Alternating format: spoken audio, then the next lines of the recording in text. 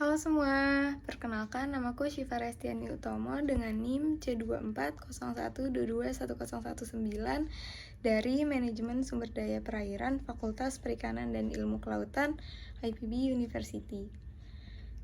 Aku ingin ngejelasin dikit tentang apa itu biologi perikanan. Nah, sebelumnya biologi perikanan itu merupakan salah satu matkul wajib aku dan kami aku melaksanakan kuliah itu sekaligus praktikum. Nah, untuk biologi perikanan sendiri itu artinya adalah studi mengenai ikan secara luas. Jadi dia tuh benar-benar general banget tentang ikan. Kita belajar mulai dari reproduksi, terus ada pertumbuhan, terus ada makanan, kebiasaannya dan lain-lain. Nah, ikan ini tuh sebagai sumber daya yang bisa kita panen, tapi dia juga bisa habis. Oleh karena itu kita tuh harus tahu gimana cara ngolahnya. Nah, sebenarnya perikanan sendiri itu apa sih? Perikanan adalah sebuah sistem yang mencakup interaksi antara komponen-komponen yang ada di dalamnya. Jadi di lingkungan ini kan terdapat komponen biotik, abiotik. Nah, mereka tuh pasti saling berinteraksi, saling berhubungan dan saling membutuhkan.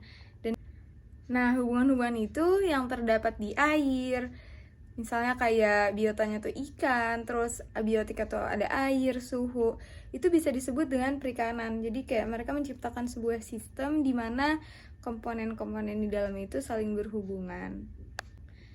Nah, biologi perikanan ini sendiri berasal dari kata bio, yaitu makhluk hidup, dan logos, yaitu ilmu, dan perikanan.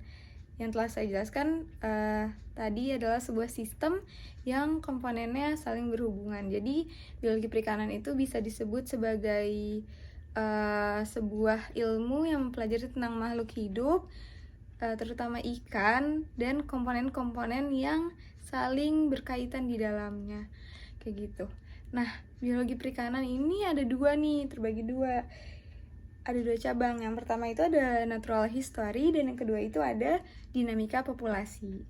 Dari natural history sendiri ada sejarah, ada daur hidup, terus ada makanan juga, dan ada perkembangan populasi. Sementara kalau dinamika populasi itu dia membahas tentang mortalitas ikan, terus ada pertumbuhan, terus ada rekrutmen juga. Nah, tapi kenapa sih kita harus belajar tentang biologi perikanan ini, terutama buat anak perikanan dan kelautan nih? Karena gimana pun, sebanyak apapun sumber daya itu, kalau kita nggak bisa ngolah, maka sumber daya itu akan hilang. Misalnya kayak kalau ada overfishing, itu kan dia bakal habis ya. Jadi biologi perikanan, dengan mempelajari biologi perikanan, itu menjadi salah satu upaya kita buat bisa tahu tentang ikan secara lebih spesifik, dan yang terpenting kita bisa tahu gimana cara mengelola itu gitu, dan bisa mengatur sumber daya perikanan yang ada di Indonesia sendiri terutama. Nah, kemarin itu aku sama teman-teman ngelaksanain praktikum, dan pertama kalinya kita ngebedah ikan.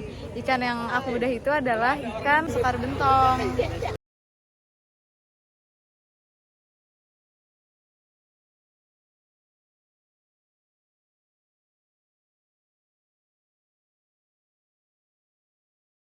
Nah, di bedahnya itu kita nyari TKG-nya, habis itu kita juga nyari ususnya.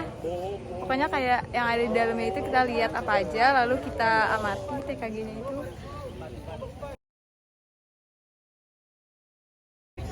Oke, nah jadi aku pengen nanya gimana kesan-pesan teman-temanku selama praktikum kemarin. Halo, nama aku Nicola Sucio dengan NIM C266. Jadi praktikum kemarin tuh seru ya. Walaupun baru pertama kali membedah ikan, tapi ya excited banget lah.